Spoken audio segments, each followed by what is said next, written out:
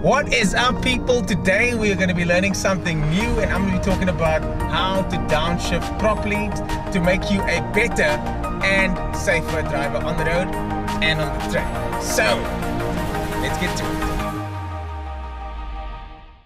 How to downshift properly. Now, the idea behind downshifting properly is so that you don't get what's called snatch when you downshift. When I change down now without blipping, I'll change down and the car will do that jerking motion like that. Now that's going to unsettle the car, and it's going to make sure that the car is not smooth going into the corner, which means we won't be able to go as fast enough. Smooth equals fast.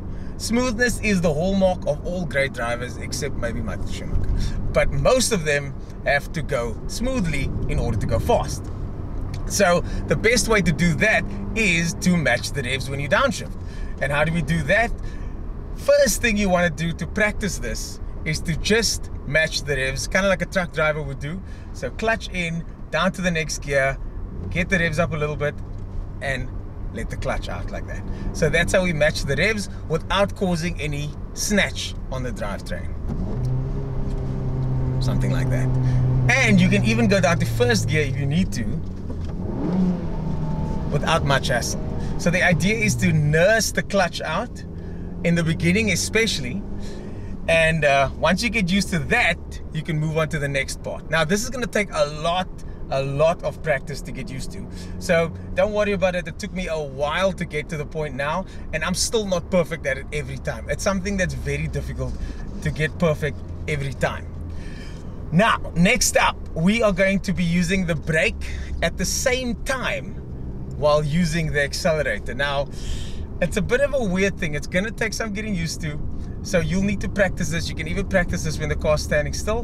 But the idea is that you apply brakes while slowing down for the corner, put the clutch in, down to the next gear, give it some gas, and then let the clutch out. Then you're back on the power again. That's the idea. Easier said than done, I know, but I'm going to show you guys step by step now how to do it. Now, I could have shown you guys this in a really fast performance sports car, but the Suzuki Swift is a fun car to drive, and I learned to heel and toe in my 1300 Toyota Conquest. So it doesn't matter what you drive, as long as it's manual, you can heel and toe. So here we go. First corner coming up. It's a tight second gear right-hander. I'm ready to change gears. I'm on the brakes. Clutch in, get the revs up, and then let the clutch out. No jerk on the drivetrain whatsoever. So here we go again. Let's practice it now. And remember, there's different brake pressures that's going to be required. You can either go soft on the brakes, you can go a little bit more, you can go maximum braking, and everywhere in between. But on the road, you're never going to go maximum braking, especially when you're practicing this. I practiced it for track driving, so I didn't go maximum braking on the road, but it's easier at maximum braking. So I'm on the brakes now, clutch in, downshift, touch the accelerator, and back on the power again as I exit the corner. So, and I'm practicing this all within the speed limit here. So you can practice this on the daily if you got the budget for fuel. So here we go again, on the brakes, clutch in, down to second gear, get the revs up, and then let the clutch out and match it. So if you watch the action over and over, you'll see it just takes practice on the brakes. And I could be pushing the brakes hard, I could be pushing the brakes gently there.